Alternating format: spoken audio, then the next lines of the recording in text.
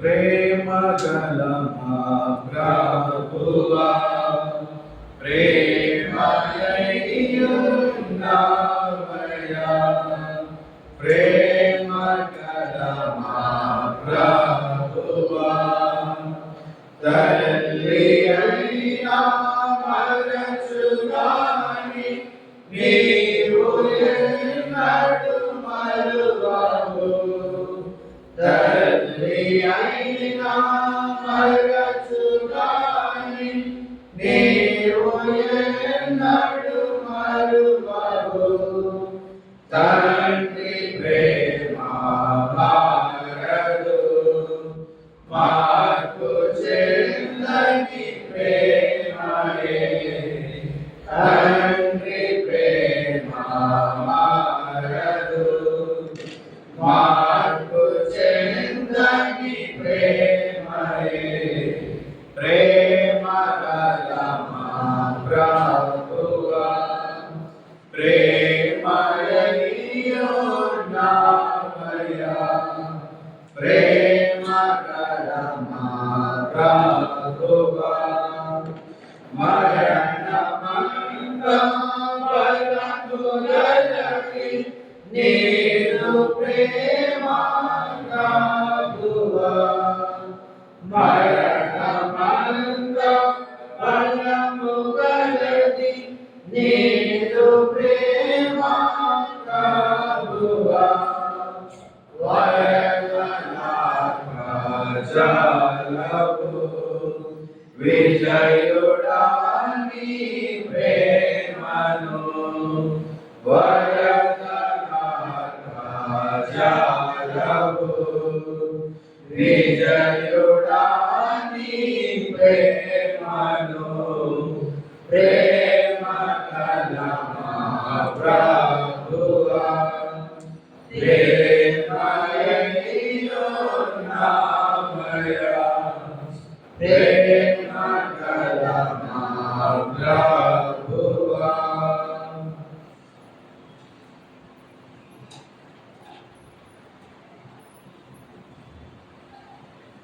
ఈ సమయంలో మన బైబిల్ పట్టుకొని బైబిల్ పాడుతున్నాం.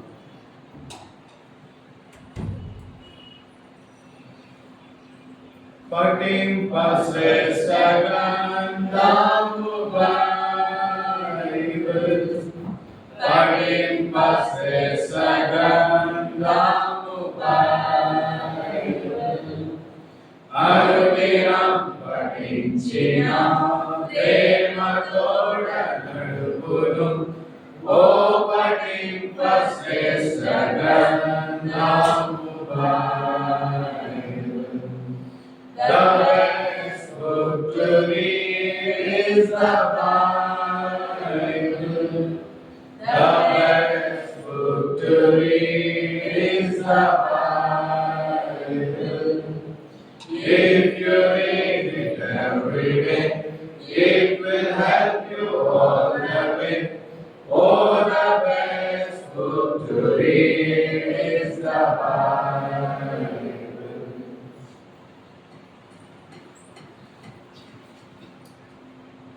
అపోస్తలుడైన పౌలు కొరింథీయులకు రాసిన మొదటి పత్రిక 11వ అధ్యాయం 23 నుంచి 37 వరకు మార్చి చదువుతాం.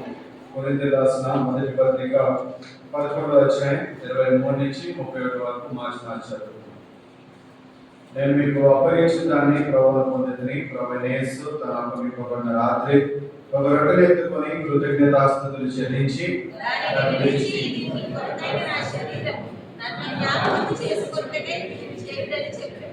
ఆ ప్రకారమే భోజనమైన పిమ్మట ఆయన పాత్రను ఎత్తుకొని ఈ పాత్ర రక్తమైన కొత్త నిబంధన మీరు దీనిలో తాగినప్పుడల్లా నన్ను జ్ఞాపకం చేసుకోవకే దీన్ని చేయడని చెప్పాను.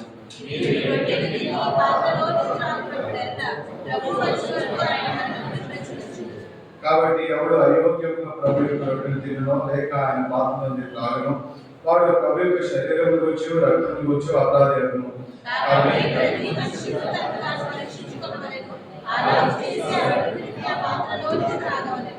ప్రభు శరీరమని వివేచింపక తిని తాగువాడు తనకు శిక్ష విధి కలుగుటకై తిని త్రాగుచున్నాడు.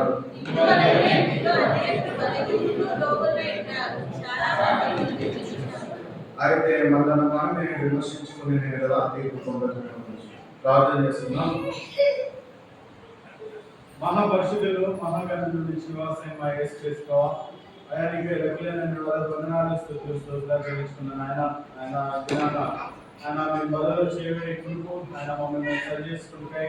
ఆయన మీరు ఇచ్చిన లేఖ భాగాలు బట్టి ఆయన మీకు అలాగే వందనాలు స్తుతులు చెల్లించుకున్నాను. ఆయన చదవని లేఖ భాగాల ద్వారా ఆయన మమ్మల్ని పరీక్షించుకొని సరి చేసుకొని ఆయన యోగమైన రీతిలో ఆయన మీ శరీరంలో రక్తంలో చేయడానికి మీకు సహాయం దయచేయండి.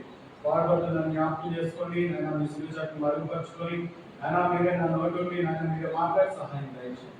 యేసు నామమున ప్రార్థిస్తున్నాం తండ్రి. ఆమేన్.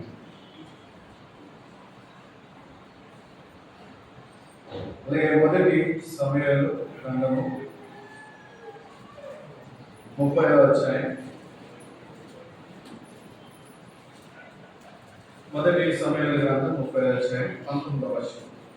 అందరూ కలిపి చదువుతున్నాం. కుమారులేమి కుమార్తెలేమి తోపుడుసులేమి వారి వెతుకులమైన దానిలో కొద్దిలేమి గొప్పలేమి ఏది తక్కువగా ఉన్న దావీదు సమస్తము రక్షించాడు. దావీదు సమస్తం రక్షించాడు అని మనం చూస్తూ ఉన్నాం. ఇది అలాగే 11వ వచనంలో మనం చూసుకున్నట్లయితే దావీదు నీవు ఏ దేశవాడవు ఎక్కడి నుండి వచ్చింది అని వారిని అడిగాను.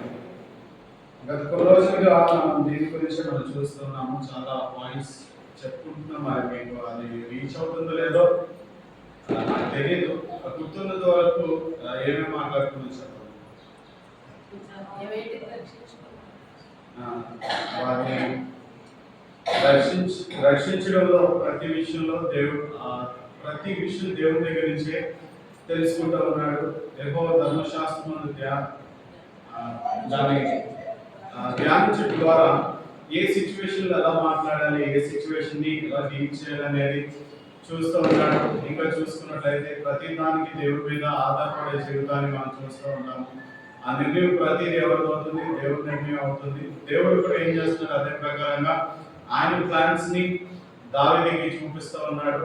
ఇంకా ఏంటంటే కొన్నిసార్లు చూసుకున్నట్లయితే ఆయన సపోర్ట్ గా యుద్ధం చేయడానికి వచ్చిన వాడుగా మనం చూస్తూ ఉన్నాము. ఇది గత కాలం ఆరాధనలో చూసాం, కానీ అప్పుడు కొంచెం బాగా డిస్టెన్స్ ఉంది. మరొకసారి దీని గురించి మనం ధ్యానిద్దాం. అయితే ఇక్కడ మనం చూసుకున్నట్లయితే దావీదు నీవు ఏ దేశపు వాడవు ఎక్కడి నుండి వచ్చింది అని వారిని అడిగాను. ఇది ఒక క్వశ్చన్ మార్క్. ఏమనుకున్నాడు అని మనం చూసుకున్నట్లయితే దావీదు నీవు ఏ దేశపు వాడవు ఎక్కడి నుండి వచ్చింది అని వారిని అడిగాను. ఏ దేశానికి చెందినవాడు, ఇంకా చూసుకున్నట్లయితే ఎక్కడి నుంచి వచ్చావని చెప్పి అడుగుతూ ఉన్నాడు. ఇక్కడ అడుగుతూ ఉన్నాడంటే దేనికి అడుగుతున్నాడు? ఇదే క్వశ్చన్ ని మనం కూడా మన జీవితంలో వేసుకోవాలి. మనం ఎక్కడి నుంచి వచ్చిన వారు అనేది మనం ఎప్పటికప్పుడు మనం పరీక్షగా మనం ఏం చేయాలంటే క్వశ్చన్ చేసుకునే వారుగా ఉండాలి. ఇక్కడ మనం చూస్తున్నాం కదా, దావీదు నీవు ఏ దేశపు వాడవు ఎక్కడి నుండి వచ్చింది అని వారిని అడిగాను. మనం ఏం క్వశ్చన్ చేసుకోవాలి అని మనం చూసుకున్నట్లయితే మనం ఎక్కడి నుంచి వచ్చాం? ఇక్కడ ఒకవేళ దేవుని అంగీకరించిన వాళ్ళకి అంగీకరించిపోయిన వాళ్ళకి కూడా ఏంటంటే ఇది క్వశ్చన్ మార్కే. మన పాస్ట్ ఏంటి? ఇందాక మన ఆరాధన వర్తమానంలో కూడా మనం చూసాం కదా, ఏంటంటే మనము ఏమైపోతాం అంటారంటే ఆయన చేసిన మేలులను మర్చిపోయేటువంటి వాళ్ళగా ఉంటాం. మనము క్రైస్తవులుగానే ఉంటాం, కానీ ఏమైపోతామంటే ఆయన చేసిన మేలులను మర్చిపోయే వారుగా ఉంటాం. మన ఎటువంటి పరిస్థితుల్లో ఉండే వాళ్ళని ఎటువంటి పరిస్థితుల నుంచి మనల్ని బయటికి తీసుకొని వచ్చాడు, లేదా ఎటువంటి స్థితి నుంచి మనల్ని ఈ దినాన ఇక్కడ ఉంచాడు అనేది మనం గ్రహించే వారంగా ఉండాలి. ఇక్కడ మనం చూసుకున్నట్లయితే దావీదు సమస్తాన్ని సమకూర్చుకున్నాడంటే అది సింపుల్ గా అయితే జరగల. దాని బ్యాక్గ్రౌండ్ లో ఎంత వర్క్ జరుగుతూ ఉంది. ఈ 11వ అధ్యాయం లాస్ట్ లైన్ నుంచి చదవండి. వారికి భోజనం పెట్టి దాని నుంచి అంజూరపు అడలోని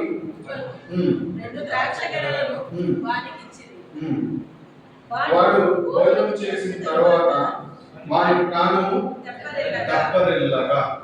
ఇక్కడ చూసుకున్నట్లయితే ఈ ఈయన ఎవరు అని మనం చూసుకున్నట్లయితే ఎవరంటే ఇక్కడ 13వ వచనం చదవండి. అందుకు వాడు నేను ఐగుప్తీయుడనై ఒకనికి దాసుడనైతిని 3 దినముల క్రిందట నేను కాయిలా పడగా నా యజమానుడు నన్ను విడిచిపెట్టిపోయెను. ఇక్కడ ఈయన ఎవరు అంటాన్ని చూసుకున్నట్లయితే ఐగుప్తీయుడని మనం చూస్తున్నాము. అది ఒకటే కాకుండా ఏం చేస్తారంటే ఈయన పరిస్థితి ఏంటని మనం చూసుకున్నట్లయితే అమాలేకులకు దాసుడుగా ఉంటున్నాడు. అమాలేకుడికి దాసుడు అంటే వారు చెప్పిన పనులా చేసుకుంటూ ఉంటారు. ఇక్కడ చూసుకున్నట్లయితే ప్రతి ఒక్కరికి ఒక్కొక్క డ్రెస్సింగ్ స్టైల్ ఉంటుంది. అంటే ఒక్కొక్క తల్లికి ఒక్కొక్క డ్రెస్సింగ్ స్టైల్ ఉండొచ్చు. దావీదు ఒక దారి నుంచి వెళ్తా ఉంటే ఇక్కడ ఏమైనా ఈ మనిషి కనపడినప్పుడు వాడి బాడీ లాంగ్వేజ్ కానీ లేదంటే వారు వేసుకున్న దుస్తులు కానీ అవన్నీ చూసి వీడు ఎవరికి చెందిన వాడు అనేది తెలిసిపోతుంది. కనపడంగానే ఏం చేయాలి? దావీదు చంపేయాలి. కానీ దావీదు ఏం చేస్తున్నాడంట అని మనం చూసుకున్నట్టు ఇక్కడ ఇంకొక పని కూడా దావీదు చేంజ్ చేయవచ్చు. వాడు అప్పటికి 3 days నుంచి సిక్ అయి ఉన్నాడు. వాడి భయంకరమైన ఆకలి, దాహం, కనీసం 3 రోజుల నుంచి నీళ్ళు లేవంటే ఆయన పరిస్థితి ఎలా ఉంటుందో మనం ఆలోచించవచ్చు. ఆయన ఇంకో రోజు పెట్టుకొని అంటే ఫుడ్ లేకుండా దాహం తీర్చకుండా ఇంకో రోజు పెట్టుకొని వాడిని అన్ని ఏది చెప్పమని ఏం చేస్తాడు? ఆయన చెప్తాడు కదా. కానీ అక్కడ దావీదు ఏమి చేయలేదు. అదేం చేయకుండా ఏం చేస్తాడు? ఫస్ట్ ఆయనకి ఆహారం పెట్టాడు. ఆ ద్రాక్ష అంజురు అడలిచ్చినట్టుగా మనం చూస్తున్నాము. ఇంకా ద్రాక్ష గెలలు ఇచ్చినట్టుగా మనం చూస్తున్నాం. ఆయనకి భోజనం పెట్టాడంట. అప్పుడు ఏమైంది? ఆయన ప్రాణం దప్పరిల్లింది. అంటే ఆ మనసు ఎక్కడి నుంచి వచ్చింది దావీదుకి అంటే దేవుని వాక్యం ద్వారా ఆయన మనసు ఏమవుతుంది? ఎంతో ప్రేమ. అంటే దేవుడు ఎలా అయితే ప్రేమిస్తూ ఉన్నాడో అదే ప్రకారం ఏం చేస్తున్నాడు దావీదు కూడా తన శత్రువులు సైతం ఏం చేస్తున్నాడు? ప్రేమించేవాడుగా ఉన్నట్టుగా మనం చూస్తున్నాం. అయితే ఇక్కడ దావీదు జీవితాన్ని మనం చూస్తున్నాం. కానీ ఇక్కడ ఈ మనిషి జీవితం చూసుకున్నట్లయితే ఈ మనిషి పరిస్థితి ఎలా ఉంది అని మనం చూసుకున్నట్లయితే 13వ వచనం చదవండి. దావీదు నీవు ఏ దేశపు వాడవు, ఎక్కడి నుండి వచ్చిదివని వారిని అడిగాను. అందుకు వాడు నేను ఐగుప్తుడనై పుట్టి అమాలేకీయుడైన ఒకనికి దాసుడనైతిని. 3 దినముల క్రిందట నేను కాయిలా పడగా నా యజమానుడు నన్ను విడిచిపెట్టిపోయెను. 3 దినముల ముందు నేను కాయిలా పడగా నా యజమానుడు నన్ను విడిచిపెట్టి పోయాను. తన యజమానుడు ఏం చేశారంటారంటే విడిచిపెట్టి వెళ్ళిపోయారు. ఎవరిని అంటే ఈ బానిసని లేదంటే ఆయన పనివాడిని ఏం చేశాడంటే విడిచిపెట్టి వెళ్ళిపోయినటువంటి పరిస్థితిగా మనం చూస్తూ ఉన్నాం. ఇక్కడ అమాలేకీయులు గురించి మనం చూసుకున్నట్లయితే వీళ్ళక్కడ ఈ బానిసల్ని దాన్ని ఏమంటారు? స్లేవ్ ట్రేడింగ్ అంటారు కదా. అంటే బానిసల్ని ఒక ఏరియాలో పెట్టి అప్పుడు ఏం జరిగేదంటే వీళ్ళందరినీ ఒక ఏరియాలో పెట్టి అక్కడ ట్రేడ్ చేసుకునేవారు. ఏంటంటే ఒకడు 10 రూపాయలు ఇస్తానంటాడు, ఇంకోడు 20 రూపాయలు ఇస్తానంటాడు, ఇంకోడు 30 రూపాయలు ఇస్తానంటాడు. ఎప్పుడు ఎక్కువ ఇస్తే ఏం చేస్తారో వాడు ఇంకా వాళ్ళకి బానిస అయిపోతుంది. కానీ ఇక్కడ వీళ్ళు ట్రేడ్ చేయకుండా ఏం చేసేవారు? యుద్ధానికి వెళ్ళేవారు. అక్కడ వాళ్ళకి ఉన్న దాన్ని మొత్తం దోచుకొని నాశనం చేసేసి వీరికి ఎవరైతే ఉపయోగపడతారో వాళ్ళందరినీ ఏం చేశారు? బానిసలుగా తెచ్చుకునేటువంటి వారు. అమాలేకీయులు కనీసం వీళ్ళకి ఏం చేయట్లా? వెలగట్టట్లేదు. కనీసం విలువ కూడా ఉండదు. ఇప్పుడు వెలగట్టలేదు అని అంటే అక్కడ విలువ కూడా ఉండదు. ఈ బానిసత్వం ఎలా ఉండొచ్చు? ఇప్పుడు స్లేవ్ ట్రేడ్ చేసి కొనుక్కున్నారు అనుకోండి. అంటే ఒకరికి బలిచ్చి కొనుక్కున్నారంటే వాళ్ళ యోగక్షేమాలు చూసుకుంటారు. అంటే మనం డబ్బులు ఇన్వెస్ట్ చేసాం వాళ్ళ మీద. సో ఏం చేయాలి? వాళ్ళకి జ్వరం వస్తే టాబ్లెట్స్ ఇవ్వాలి, వాళ్ళకి నీరసం వస్తే రెస్ట్ ఇవ్వాలి. ప్రతి దాంట్లో ఏం చేస్తారు? చక్కగా చూసుకుంటూ ఉంటారు. కానీ ఇక్కడ ఇలా తెచ్చుకునే సేవస్ పరిస్థితి ఉంటుంది. అంటే బానిసల పరిస్థితి ఎలా ఉండాలి? యజమానుడు ఏం చేయలేడు? బానిసని ట్రస్ట్ చేయలేదు. ఎందుకు ట్రస్ట్ చేయలేడు? వారందరినీ చంపేశాడు, వారి ఉన్నత మొత్తం దోచుకున్నాడు. అరే వీడికి వంట చేయమని చెప్తే వీడు ఎక్కడ పాయిజన్ కలుపుతాడని దాంట్లో ఇన్వాల్వ్ చేయడు. ఏం చేస్తాడు, కొంచెం అన్నం పెడతాడు, వాడి ఇంటి సరౌండింగ్ లో కూడా ఏం చేయడు, వాళ్ళని ఉండనివ్వడు. ఎంత భయంకరమైన పనులు ఏం చేస్తారనంటే వీళ్ళ వాళ్ళని పెట్టుకొని, అంటే వాళ్ళకి మళ్ళీ ఎవరు యజమానులు ఉంటారు, షిఫ్ట్ కింద మారుతూ వాళ్ళతో ఈ బానిస పని లేదంటే పెట్టి చాకరీ మొత్తం అంతా చేయించుకుంటుంటారు. అది అంత కష్టమైన పని కదా, అంతే కదా. ఒక గలిచి కొనుక్కున్నాడంటే వాడు అరే మనం కొనుక్కున్నాడు కదా ఆయన మనకి అన్ని మంచిగా చూసుకుంటున్నాడు అనుకోవడానికి. వీళ్ళ పరిస్థితి ఎలా ఉంటది, వీళ్ళు వాళ్ళ తాలూకు చెప్ప తీసుకొస్తున్నారు స్లేవ్స్ గా. తీసుకొచ్చినప్పుడు ఏం చేయలేడు యజమానుడు, ఏం చేయలేడు, వాడిని నమ్మడు, వాడు కూడా యజమానుడు నమ్మడు. ఎందుకంటే మా వాళ్ళందరినీ చంపేశారు కాబట్టి నేను ఏదో విధంగా ఆయన్ని చంపేయాలి. అలాంటి పరిస్థితులు ఎవరు ఉంటారంటే ఈ యజమానుడు ఉంటాడు, ఈ బానిస కూడా ఉంటాడు. కానీ దేవుడు ఏం చేస్తాడు, మనల్ని వెల ఇచ్చుకున్నాడు. ఎలా కొన్నాడంట, తన స్వరక్తాన్ని మనకి ఇచ్చి కొన్నాడని మనం చూస్తూ ఉన్నాము. ఇంకా యోహాను పత్రికలో, యోహాను సువార్తలో మనం చూస్తున్నట్లయితే యోహాను సువార్త 10వ అధ్యాయం 10వ వచనం చదవండి. దొంగతనమును హత్యను నాశనము చేయుటకు వచ్చును గాని మరి దేనికి రాడు. గొర్రెలకు జీవం కలుగుటకును అది సమృద్ధిగా కలుగుటకును నేను వచ్చిందని మీతో నిశ్చయముగా చెప్పుచున్నాను.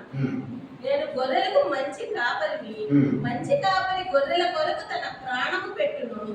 చాలు. ఇక్కడ మనం చూసుకున్నట్లయితే దొంగ ఎవరు అని మనం చూసుకున్నట్లయితే సాతాను. ఈ అమలేకీలు ఈ దొంగ జాతికి చెందిన వారు అనుకుందాం. ఇక్కడ చూసుకున్నట్లయితే ఇక్కడ దొంగ గురించి ఉంది, దేవుని గురించి కూడా ఉన్నారు. ఏముంది అని మనం చూసుకున్నట్లయితే దొంగతనమును హత్యను నాశనమును చేయటకు వచ్చును కానీ మరి దేనికి రాదు. దొంగ ఏం చేయడానికి వస్తాడంట, దొంగతనం చేయడానికి వస్తాడు, హత్య చేయడానికి వస్తాడు, నాశనం చేయడానికి వస్తాడు, కానీ మరి దేనికి రాడని మనం చూస్తున్నాం. ఇక్కడ యేసుక్రీస్తు వారి గురించి కూడా మనం చూస్తున్నాం. ఆయన ఏంటంట, గొర్రెలకు జీవము కలుగుటకును అది సమృద్ధిగా కలుగుటకును నేను వచ్చిందని మీతో నిశ్చయముగా చెప్పుచున్నాను. నేను ఇక్కడ మనం క్లియర్ గా చూస్తున్నట్లయితే గొర్రెలకు జీవం కలుగుటకు, జీవం కలగడానికి ఆయన వచ్చాడని మనం చూస్తున్నాం. ఇక్కడ ఈ స్లేవ్ పరిస్థితి, ఈ బానిస పరిస్థితి ఏంటంటే జీవం లేనటువంటి వాడుగా ఉన్నట్టుగా మనం చూస్తాం. ఈ దావీదు గాని ఆయనకు ఆహారం పెట్టకుండా అరే పొద్దు పోనీ అని చెప్పి వదిలేసి వెళ్ళిపోయాడు అనుకోండి, ఏమైపోయేవాడు, చనిపోయేటువంటి వాడు.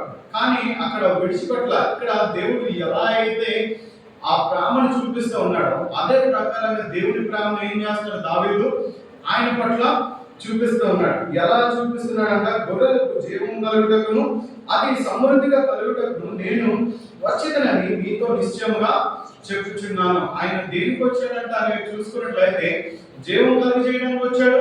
అది ఏంటంటే కొంచెంగా కాదు. అంటే ఇప్పుడు ఏంటంటే ఈ బానిసకి ఆహారం పెట్టారు అనుకోండి, కొంత ఎనర్జీ వస్తుంది. రాగానే ఏం చేస్తారు, వీడికి ఇంతే లిమిటెడ్ గా ఆహారం పెట్టి ఏం చేస్తారు, దాని అర్థం మళ్ళీ వర్క్ చేయించుకుంటాడు. అది స్టార్ట్ అయిపోయింది, మళ్ళీ లిమిటెడ్ గా ఆహారం పెడతాడు, మళ్ళీ వర్క్ చేయించుకుంటాడు. అలా కాదు, వీడికి ఎంత సమృద్ధిగా కావస్తే అంత సమృద్ధిగా ఆహారం ఇచ్చేవాడుగా ఉంటున్నాడు. ఇక్కడ అది మనం దేవుని గురించి మనం చూస్తూ ఉన్నాము. ఇంకా 11వ వచనంలో మనం చూసుకున్నట్లయితే నేను గొర్రెలకు మంచి కాపరి గొర్రెల కొరకు తన ప్రాణమును పెట్టును. ఇక్కడ గొర్రెలకు మంచి కాపరిని అంటున్నాడు. అయితే ఇక్కడ ఈ దావీదు గురించి మనం చూసుకున్నట్లయితే ఇక్కడ దావీదు ఏం చేస్తాడు, అప్పుడు దాకా మనిషి ఎవరికి బానిసగా ఉన్నాడు అంటే అమాలేకీయుల్లో ఒకరికి బానిసగా ఉన్నాడు. ఇప్పుడు ఏమైపోయాడంటే ఈ మనిషి ఏమైపోయాడు, దావీదుకి శిష్యుడిగా అయిపోయాడు. దావీదుకి బానిస అక్కడ, శిష్యుడు అక్కడ, అంతే కదా. ఇప్పుడు శిష్యుడు అయిపోయాడు. ఈ యజమానుడు ఏం చేస్తాడు, ఒకవేళ ఈ శిష్యుడికి యుద్ధమే రాదు, ఏం చేస్తాడు, దావీదు ఆయన కొరకు ఫైట్ చేస్తాడు. ఎందుకు, ఆ శిష్యుడిని కాపాడడం కొరకు. ఇంకా ఏం చేస్తాడంటే ఆ శిష్యుడిని కాపాడడం కొరకు తన ప్రాణాలైనా ఇచ్చేటువంటి వాడుగా ఉండొచ్చు. మనం ఇది గ్రహించాలి. మనం ఏం చేయాలి అని అంటే దేవుని ప్రేమను మనం ఇతరులకి కనపరిచే వారంగా మనం ఉండాలి. ఇంకా మనం ఇప్పుడు మనం ఈ శిష్యుడి ప్లేస్ లోకి వచ్చాం అనుకోండి. శిష్యుడు ప్లేస్ లోకి వస్తే మనం ఏ ప్లేస్ నుంచి వచ్చామనేది మనం మనం గ్రహించాలి. మన మన పరిస్థితి ఏంటి అనేది మనం గ్రహించాలి. ఎందుకు మన పరిస్థితి గ్రహించాలి అని మనం చూసుకున్నట్లయితే ఇక్కడ ఈయన ఎక్కడ వాడంట, అందుకు వాడు నేను ఐగుప్తుడనై పుట్టి అమాలేకీయుడైన యొకనికి దాసునైతిని.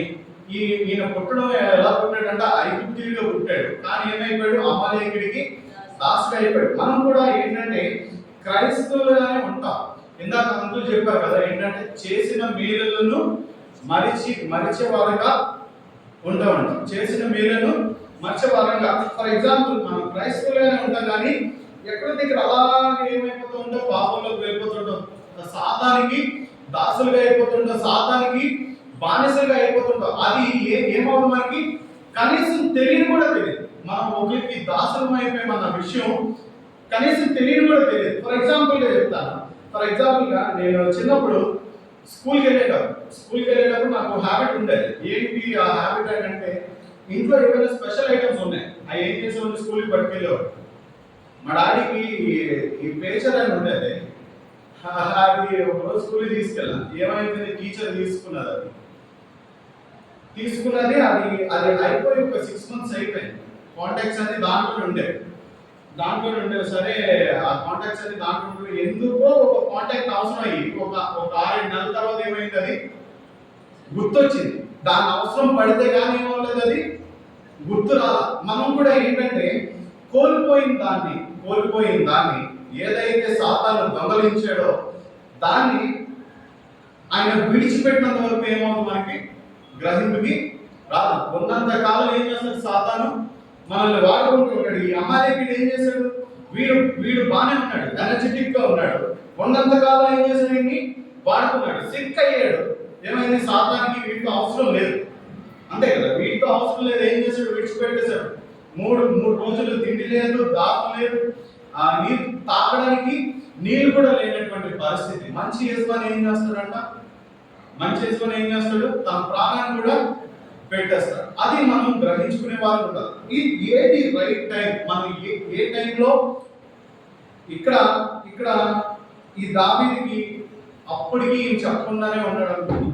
అప్పటికి ఈయన బానిసగానే ఉంటే పరిస్థితి ఏంటి అంటే, అమాలేకీయుడికి బానిసగానే ఉంటాను అని చెప్పి అనుకున్నాడు.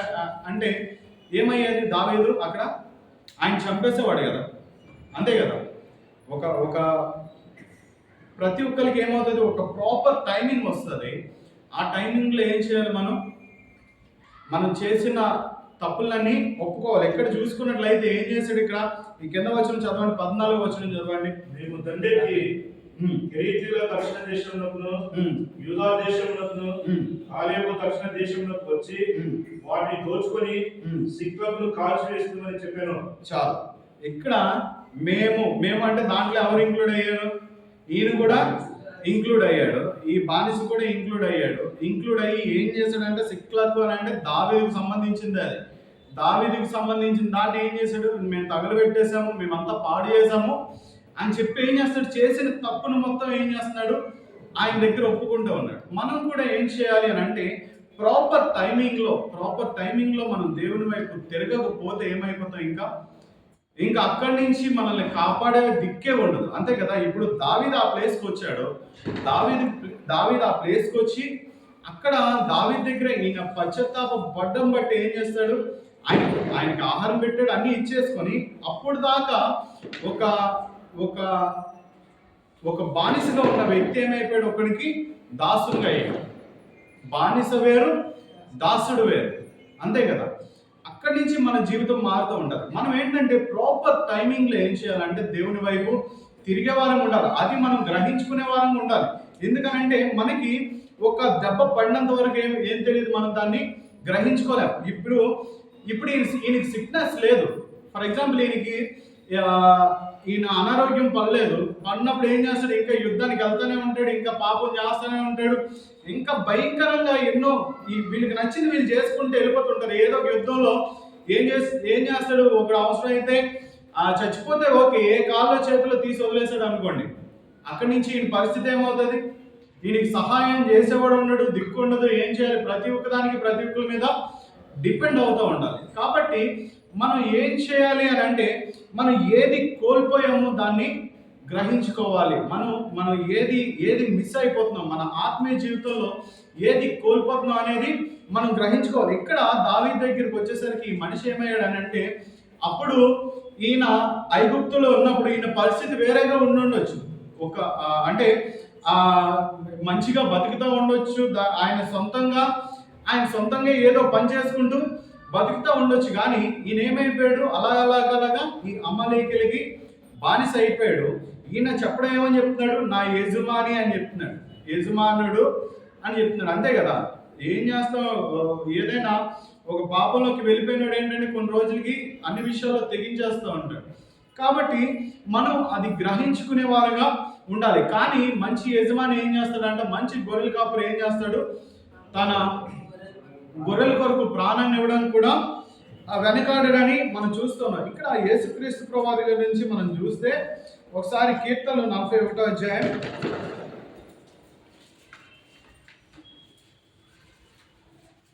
కీర్తనలు 41వ అధ్యాయం 3వ వచనం చదవండి.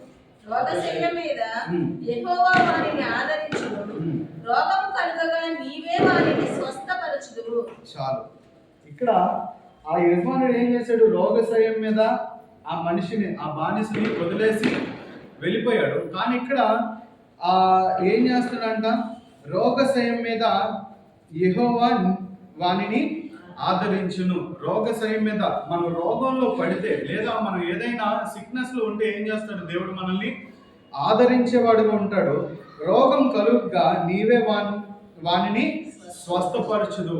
ఆయన ఆదరించేవాడుగా ఉంటాడు. ఆయన మాటల ద్వారా మనల్ని బలపరిచేవాడుగా ఉంటాడు. ఇంకా ఏం చేస్తాడంటే ఆయన స్వస్థపరిచేవాడుగా ఉంటాడు. కానీ ఆ అమాలేకుడిలాగా ఏం చేయడు, విడిచిపెట్టాడు. అమాలేకుడు అంటే ఫర్ ఎగ్జాంపుల్ మన జీవితంలో సాతాన్ అనుకోండి. అంటే అమాలేకులు అంటే ఆ దీంట్లో ఉండొద్దు, సాతాన్ గురించి చెప్తున్నా. అంటే ఆ సాతాన్ ఏం చేస్తుంది, సాతాన్ అయితే ఉన్నంతకాలం మనల్ని వాడుకొని విడిచిపెడుతుంది. కానీ దేవుడు మనల్ని విడిచిపెట్టేవాడు కాదని మనం ఇక్కడ చూస్తున్నాం. ఇంకా మనం చూసుకున్నట్లయితే యెషయా గ్రంథము 46వ అధ్యాయం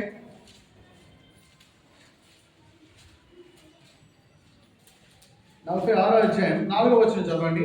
ముదిమి వచ్చే వరకు నిన్ను ఎత్తుకొనివాడను నేనే, తల వెంట్రుకలు నెరి వరకు నిన్ను ఎత్తుకొనివాడను నేనే, నేనే చేసి ఉన్నాను, చక్క పెట్టుకొనివాడను నేనే, నిన్ను ఎత్తుకొనుచు రక్షించువాడను నేనే. చాలు. ఎవరు ఉంటారు ఇక్కడ మనం చూస్తున్నాం కదా, ముదిమి వచ్చే వరకు నిన్ను ఎత్తుకొని వాడను నేనే. ముదిమి వచ్చే వరకు, వృద్ధాప్యంలోకి వెళ్ళిపోయినంత వరకు దేవుడు ఏం చేస్తాడు, మనల్ని వృద్ధాప్యంలోకి వెళ్ళిపోయినంత వరకు అని కాదు, మనం చనిపోయినంత వరకు ఏం చేస్తాడు, దేవుడు మనల్ని ఎత్తుకునేవాడుగా ఉన్నట్టుగా మనం చూస్తున్నాం. ఆయన ప్రేమని ఇక్కడ గ్రహించండి.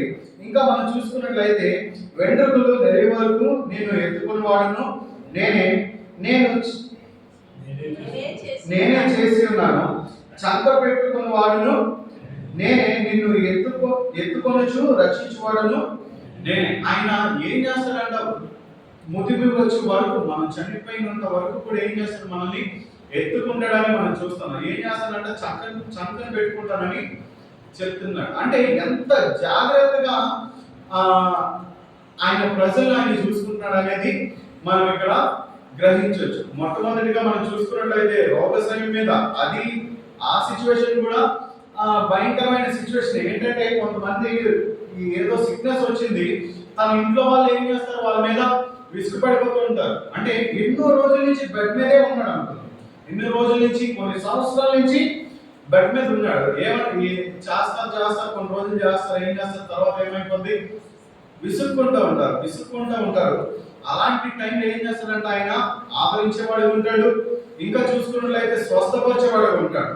ఇక్కడ చూసుకున్నట్లయితే ముదిమి వచ్చే వరకు ఏం చేస్తాడంట, ఆయన చంకను పెట్టుకుని ఎత్తుకునేవాడుగా చూస్తారు. ఫర్ ఎగ్జాంపుల్ గా చూసుకున్నట్లయితే నాన్న తాంటికి పిల్లలు ఎలా ఉన్నారు, ఓల్డేజ్ హోమ్ లో ఉండాల్సిన పరిస్థితి ఆవిడికి లేదు, అంతే కదా, ఓల్డేజ్ హోమ్ లో ఉండాల్సిన పరిస్థితి ఆవిడికి లేదు. కానీ ఇక్కడ దేవుడి గురించి మనం చూసుకున్నట్లయితే ఆయన మొదటి మనుషుల కంట చంకని పెట్టుకుని ఉంటాడు, మనల్ని ఎత్తుకుంటాడు అని మనం చూస్తూ ఉన్నాము. ఎత్తుకుంటే ఏం చేస్తాడంటే మనల్ని రక్షిస్తాడని మనం చూస్తున్నాం. అలాగే ఒకసారి యోహాను సువార్త 12వ అధ్యాయం 26వ వచనం. ఒకడు నన్ను సేవించిన యెడల నన్ను వెంబడింపవలెను. అప్పుడు నేను ఎక్కడ ఉండునో అక్కడ నా సేవకుడును ఉండును. ఒకడు నన్ను సేవించిన యెడల నా తండ్రి అతని కనపరచును. ఇక్కడ మనం చూస్తున్నాం, ఒకడు నన్ను సేవించిన యెడల నన్ను వెంబడింపవలెను. ఒకరు నన్ను సేవిస్తే ఏం చేయాలంట? ఆయన వెంబడించాలని మనం చూస్తూ ఉన్నాము. అప్పుడు నేను ఎక్కడ ఉండునో అక్కడ నా సేవకుడును ఉండును. ఏంటి ఇప్పుడు ఆ ప్లేస్మెంట్ ఎలా ఉందంట? ఆయన ఎక్కడ ఉంటాడో అక్కడ ఆయన సేవకుడు ఉంటాడు.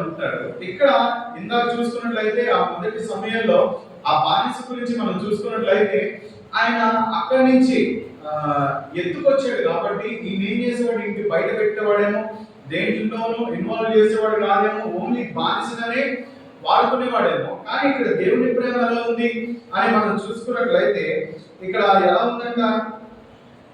నేను ఎక్కడ ఉండునో అక్కడ నా సేవకుడు ఉండును.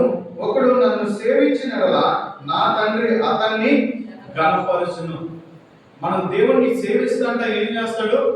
ఆయన తండ్రి ఏం చేస్తాడు? మనల్ని గణపరచేవాడు ఉంటాడు. మనం దేవుని ఎంతగా సేవిస్తూ ఉంటామో లేదా దేవుని ఎంతగా మనం ఫాలో అవుతూ ఉంటామో మనకి ఏం చేస్తాడు? ఆయన తండ్రి ఏం చేస్తాడు? మనల్ని ఎంతగానో గణపరచేవాడు ఉంటాడు. అంటే ఒక పనివాడిని మామూలుగా గణపరిచేవారుగా యజమానులు ఉండరు కదా, గణపరిచేవారుగా యజమానులు ఉండరు. కానీ ఇక్కడ చూసుకుంటే ఏం చేస్తాడంట?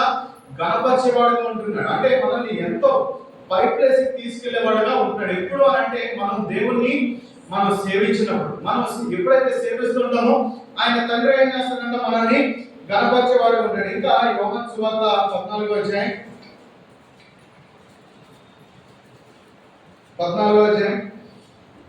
మొదటి 3 వచనాలు చదవండి. ఈ హృదయమును కలవరపడనీయకుడి, దేవుని యందు విశ్వాసం ఉంచుచున్నారు, నా యందును విశ్వాసం ఉంచుడి. నా తండ్రి ఇంట అనేక నివాసములు కలవు, లేని యెడల మీతో చెప్పుదును.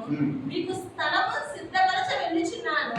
నేను వెళ్ళి మీకు స్థలము సిద్ధపరచిన యెడల నేనుండు స్థలములో మీరును ఉండులాగున మరలా వచ్చి నా యొద్ద నుండుటకు మిమ్మును తీసుకొని పోవుదును. ఇక్కడ మనం చూసుకున్నట్లయితే యేసుక్రీస్తు ప్రభువారికి శిష్యులకి మధ్యన యేసుక్రీస్తు ప్రభువారు ఏం చేస్తున్నాడు? తన శిష్యులకి చెప్తా ఉన్నాడు. శిష్యులకి ఏమని చెప్తున్నాడు అని మనం చూసుకున్నట్లయితే నా తండ్రి ఇంట అనేక నివాసములు కలవు, లేని యెడల మీతో చెప్పుదును, మీకు స్థలం సిద్ధపరచ వెళ్ళుచున్నాను. యజమానుడు ఏం చేస్తున్నాడంటే తన శిష్యుల వరకు తను సేవించే వారి వరకు, తను ఫాలో అయ్యే వారి వరకు ఏం చేస్తున్నాడంట? స్థలము సిద్ధపరచడానికి వెళ్తున్నాడని చెప్తున్నాడు. ఒక శిష్యుడికి ఏంటంటే ఒక సాలరీ ఇనఫ్ కానీ వాళ్ళకి స్థలం సిద్ధపరచడం కానీ, ఒక ఇల్లు కట్టడం కానీ, ప్రాపర్ షెల్టర్ ఇవ్వడం కానీ అదేంటంటే యజమానులు చేసే పని కాదు. కానీ ఇక్కడ ఏం చేస్తున్నాడు? యజమానుడు ఏం చేస్తున్నాడంట? స్థలము సిద్ధపరచ వెళ్ళుచున్నాను, నా తండ్రి ఇంట అనేక నివాసములు కలవు, లేని యెడల మీతో చెప్పుదును, మీకు స్థలం సిద్ధపరచ వెళ్ళుచున్నాను. నేను వెళ్ళి మీకు స్థలము సిద్ధపరిచిన యెడల నేనుండు స్థలంలో మీరును ఉండులాగున మరలా వచ్చి నా యొద్ద నుండుటకు మిమ్మును తీసుకొని పోవదును. మన ప్లేస్ ఎప్పుడు ఎక్కడ ఉంటుందని అంటే యజమానుడితోనే ఉంటుంది, తండ్రితోనే మన ప్లేస్ ఉంటుంది. మనము ఈ దినాన ప్రభు బలలో చేయవలసి ముందుగా మనల్ని మనం పరీక్షించుకోవాలి. ఇక్కడ ఇద్దరు యజమానుల గురించి మనం చూస్తున్నాము. ఒకడు సాతాను, ఇంకోడు యేసుక్రీస్తు ప్రభు. మనం ఎవరికి దాసులుగా ఉంటాం అనేది పరీక్ష. అంటే ఏ యజమానుడికి దాసుడు? ఒక్క యజమానుడు ఏం చేస్తున్నాడు? తన శిష్యుడిని సిక్కైతే వదిలేసి వెళ్ళిపోయేటువంటి పరిస్థితి, భయంకరమైన బానిసత్వంలో ఉంచేటువంటి పరిస్థితి. ఇంకా ఏంటంటే తన దరిదాపుల్లోని కూడా రానివ్వని యజమానుని గురించి మనం చూస్తున్నాము. ఇంకో యజమానుని గురించి మనం చూస్తే ఈయన ఏం చేస్తున్నాడంట, రోగశయం మీద ఆయన ఆదరించేవాడుగా ఉంటున్నాడు, స్వస్థపరిచేవాడుగా ఉంటున్నాడు. ఇంకా మనం చూసుకున్నట్లయితే ఆయన ఎలా ఉంటున్నాడు, వృద్ధికి వచ్చినప్పుడు అంటే మనం వృద్ధులు అయిపోయినంత వరకు కూడా ఏం చేస్తున్నాడంట, ఆయన మనల్ని ఎత్తుకునేవాడుగా ఉంటున్నాడు, ఆయన చందన పెట్టుకునేవాడు ఉంటున్నాడు, మనల్ని రక్షించేవాడు ఉంటున్నాడు.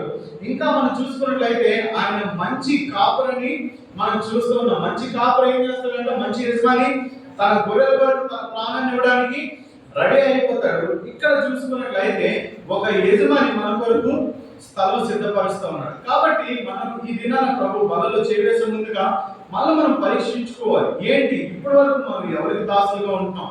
క్రైస్తవం అనుకుని ఏమైపోతుంటాం, పాపానికి దాసులం అయిపోతుంటాం, సాతానికి దాసులం అయిపోతూ ఉంటాం. మనం దేనికి, మన యజమాని ఎవరు అనేది మనం ఈ దినాన మనం పరీక్షించుకోవాలి. మనకి దెబ్బ పడినంత వరకు వెయిట్ చేయడం కాదు కదా.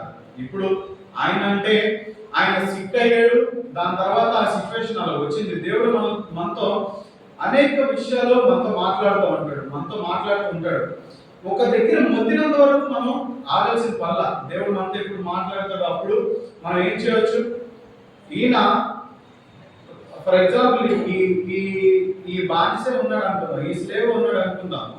ఈ అమలేని విడిచిపెట్టి నాకు ఆ బానిసత్వం వద్దు, నేను మీతో వచ్చేస్తాను అని చెప్పి దావీదు దగ్గర ముందే పశ్చాత్తాపడి ఏం చేస్తాడు? దావీదు యాక్సెప్ట్ చేస్తాడు కదా, అంతే కదా. ఇప్పుడు దావీదు దగ్గరికి ముందే వెళ్ళి పశ్చాత్తాపడినా అక్కడ ఏం చేస్తాడు? దావీదు యాక్సెప్ట్ చేస్తాడు. ఎందుకనంటే ఆయన దగ్గర ఏముందంటే దేవుని ప్లాన్ ఉన్నది. ఎందుకంటే ఆయన అడగక ముందే ఏం చేస్తాడు? ఈయన ఆహారం పెట్టాడు, అంజురు అడుగు ఇచ్చినట్టుగా మనం చూస్తున్నాం, ద్రాక్ష గుర్తులు ఇచ్చినట్టుగా మనం చూస్తున్నాం, దాని కడుపు నుంచి దాహం తీర్చినటువంటి వాడిగా మనం చూస్తున్నాం. ఒక దగ్గర సాతాను మనం నొత్తినంత వరకు మనం ఆగకుండా ఏం చేయాలి? దేవుడు మనతో మాట్లాడినప్పుడే మనం ఎరిగే వారికి ఉండాలి. మనం తెలుసుకొని మనం ఎప్పుడైతే దేవుని దగ్గర పడతామో దేవుడు ఖచ్చితంగా మనల్ని క్షమించేవాడే ఉంటాడు. దావీదు చూపిస్తుంది కూడా ఏంటి? యేసుక్రీస్తు యెహోవా దేవుడు ఏదైతే ఆయన పట్ల ప్రేమ చూపించాడో, ఆయనతో ఏదైతే మాట్లాడుతూ వచ్చాడో, ఎలా ఉండాలని చెప్పాడో దాన్ని ఖచ్చితంగా ఫాలో అయ్యేవాడుగా దావీదు ఉన్నాడు. అదే ప్రేమ దేవుని దగ్గర కూడా ఉంటది. కాబట్టి మనం ఒకవేళ ఇప్పటి వరకు పాపానికి దాసులుగా ఉన్నామేమో, ఈ రోజు నుంచి ప్రభువా నేను ఇలా ఉండాలనుకుంటున్నాను అంటే అక్కడి నుంచి ఏం చేస్తాడు? దేవుడే సహాయం చేస్తాడు, దేవుడే మిమ్మల్ని నడిపించేవాడు ఉంటాడు. ఇక్కడ మనం చూస్తున్నాం కదా, దావీదు ప్రతి దానికి ఏం చేశాడు? దేవుని మీద డిపెండ్ అయ్యాడు, చేశాడు. ప్రతి విషయంలో నువ్వు యుద్ధానికి నీకు విజయం వచ్చేస్తుంది, నువ్వు ఉన్న వాళ్ళందరినీ రక్షించుకుంటావు, నువ్వు కాపాడుకుంటావు అని చెప్పేసి అన్నాడు. అది ఒకటే కాదు, నువ్వు ఇలా యుద్ధం చేయని చెప్పి దేవుడే ప్లాన్ ఇస్తూ ఉన్నాడు. ఒక సిచ్యువేషన్ లో వచ్చేసరికి ఏం చేస్తానంటే ఆయన పక్షంగా దేవుడే వెళ్ళి యుద్ధం చేస్తూ ఉన్నాడు. ఇది మొత్తం ఎలా జరుగుతుంది అని మనం చూసుకున్నట్లయితే ఆయన్ని సేవించడం, ఆయన్ని ఫాలో అవ్వడం ఇక్కడే ఉంటది కదా. ఒకసారి యోహాను 14:6 చదవండి. యేసు నేనే మార్గమును సత్యమును జీవమును, నా ద్వారానే తప్ప ఎవడును తండ్రి యొద్దకు రాడు. ఇక్కడ ఈ శిష్యులకు వచ్చిన డౌట్, స్థలం సిద్ధపరచడానికి వెళ్తానంటున్నావు, అక్కడ రావడానికి దారి ఏంటి అనేది వీళ్ళకి డౌట్ అన్నప్పుడు ఏం చేస్తుంది యేసుక్రీస్తు వారు? యేసు నేనే మార్గము సత్యము జీవము, నా ద్వారానే తప్ప ఎవడు తండ్రి యొద్దకు రాడు. ఇక్కడ దీని అర్థం ఏంటి? వాక్యం అర్థం ఏంటి అసలు? నేనే మార్గము సత్యము జీవమునే ఉన్నానని చెప్తున్నా అంటున్నాడు. ఈ వాక్యానికి అర్థం ఏంటి? ఒకరిని ఫాలో అవ్వరు. శిష్యులు ఏం చేస్తారు? వాళ్ళు ఏం చేస్తారు? ఫాలో అవుతూ ఉంటారు. ఇక్కడ యేసు నేనే మార్గం అంటే ఆయన మీద నుంచి వెళ్ళమని కాదు కదా. ఏంటి? ఆయన్ని ఫాలో అవ్వమని. ఆయన ఎలా అయితే ప్రతి విషయంలో ఉన్నాడో, ఏదైతే ప్రేమను చూపిస్తూ ఉన్నాడో ఆ ప్రేమని మనం చూపించే వాళ్ళు. నేనే మార్గము సత్యము, ఆయనలో సత్యం ఉంది, ఇంకా జీవం ఉంది. నా ద్వారా తప్ప ఎవడు తండ్రి వద్దకు రాడు. ఆయన ద్వారా తప్ప ఏంటంటే ఎవరు తండ్రి వద్దకు రాడని మనం చూస్తున్నాం. అయితే ఆయన ఎప్పుడైతే మనం ఫాలో అవుతూ ఉంటామో ఏం చేస్తాడు? దేవుడు అనేక కార్యాలు మన మన పట్ల చేసేవాడు ఉంటాడు. మనకి ఏంటంటే పరలోక రాజ్యానికి దారి ఏదంటే యేసుక్రీస్తు ప్రభువుని ఫాలో అవడమే, ఏ పాపం లేకుండా జీవించడమే అది ఫాలో అవడం. ఒక దగ్గర మనం చూసుకున్నట్లయితే పౌలు గురించి, ఫర్ ఎగ్జాంపుల్ పౌలు గురించి మనం చూసుకున్నట్లయితే యేసుక్రీస్తు ప్రభువు కొన్ని కార్యాలు చేశారు, కొన్ని స్వస్థతలు, ఎన్నో స్వస్థ చేశారు. ఇంటికి వెళ్ళి అక్కడ వాళ్ళని ముట్టి స్వస్థపరిచారు, లేదంటే స్వస్థత చెందిన ముట్టడం ద్వారా స్వస్థత వచ్చింది. పేతురు విషయంలోకి వచ్చేసరికి ఆయన నీడ తగలంగానే స్వస్థత వస్తుంది. ఇక్కడ పౌలు దగ్గరికి వచ్చేసరికి ఏమైపోతుంది, ఆయన నడిగట్టు పంపిస్తే స్వస్థత, ఆయన కర్చీఫ్ పంపిస్తే స్వస్థత. వీళ్ళందరూ ఏంటంటే శిష్యులే దేవునికి శిష్యులే. మనం కూడా ఏంటి, దేవునికి శిష్యులమే. మనం కూడా కార్యాలు చేయొచ్చు. ఎప్పుడు చేస్తాం మనం ఇలాంటి కార్యాలు? పౌలు గురించి చూసుకున్నట్లయితే ఒకప్పుడు హింస పెట్టిన పౌలు ఏం చేస్తాడు, సౌలుగా ఉన్నప్పుడు ఎంతో హింస పెడతాడు ఆయన ప్రజల్ని. ఆయన మారిపోయిన తర్వాత ఆయన జీవితం మారిపోతుంది. ఇంకా ఏం చేస్తాడు, ఆయన వారిని ప్రతి ఒక్కరు ఏం చేస్తాడు, దేవుని వైపు నడిపించేవాడు ఉంటాడు. దేవుని వరకు కష్టపడ్డాడు, ఎన్ని శ్రమలు పడ్డానికైనా రెడీ అయిపోతాడు. అక్కడి నుంచి ఈయన ఏ పాపాన్ని కూడా దొరకకుండా అనేక సంఘాలని బలపరుస్తూ ఉంటాడు, యేసుక్రీస్తు ప్రభువారి కన్నా, పేతురు కన్నా, వీళ్ళందరికన్నా గొప్ప కార్యాలు ఎలా జరిగాయి అంటే యేసుక్రీస్తు ప్రభువారు వెళ్తే స్వస్థత, ముడితే స్వస్థత. కానీ ఇక్కడ పౌలు వచ్చేసరికి ఈయన ధరించుకున్నవి, ఈయనకి సంబంధించిన వేరే పంపిస్తే అక్కడ ఏమైపోతుంది, స్వస్థత వచ్చేస్తుంది. ఇది ఎలా జరుగుతుంది అని అంటే మనం ఎప్పుడైతే దేవుణ్ణి ఫాలో అవుతూ ఉంటామో అప్పుడు ఏమవుతుంది, దేవుడు మన జీవితంలో అనేక కార్యాల్ని చేసేవాడు ఉంటాడు. కాబట్టి ఈ దినాన ప్రభు బలలో చేయవలసిన ముందుగా మనం ఖచ్చితంగా మనం వేసుకోవాల్సిన క్వశ్చన్ ఏంటి అని అంటే, మనం ఎవరికి చెందిన వారు? సాతానికి చెందిన వారిగా ఉన్నామా, లేదంటే యేసుక్రీస్తు వారికి చెందిన వారిగా ఉన్నామా? మనం ఏంటంటే క్రైస్తవులుగానే ఉన్నాము, అరే టైంకి వెళ్ళిపోతున్నాము, ప్రార్థనలో ఉంటున్నాము, ప్రతి విషయంలో ఉంటున్నాం అని అనుకుంటాం. కానీ మనకి తెలియకుండానే మనం ఎన్నో విషయాల్ని బ్యాక్గ్రౌండ్ లో కోల్పోతూ ఉంటాం. అది చెప్పాను కదా, ఒకసారి ఇది ఒకటే కాదు, ఎన్నెన్నో స్కూల్ పట్టుకెళ్ళిపోయేవాడిని.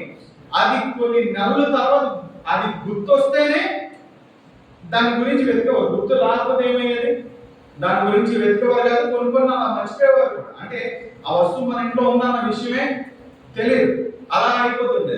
అది ఎప్పుడు జరుగుతుంది అని అంటే, మనము దాని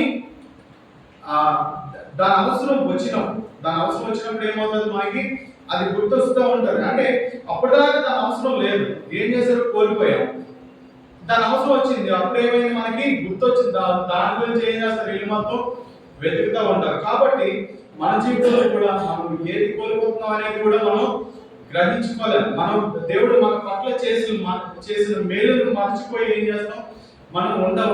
కాబట్టి ఈ దినాన ప్రభు బలలో చేయవలసి ముందుగా మనం పరీక్షించుకుందాం. ఒకవేళ మనం ఇప్పుడు దాకా అలా లేకుంటే ఈ దినాన్నించైనా మనం ప్రభు దగ్గర మన హృదయాన్ని పెట్టి మన ప్రభు బలలో చేయవలసి ముందుగా మనం ఒకసారి పరీక్షించుకొని సరి చేసుకొని ప్రభు బలలో చేయగలుగుతాం. దేవుడి వాక్యం దీవించుగాక.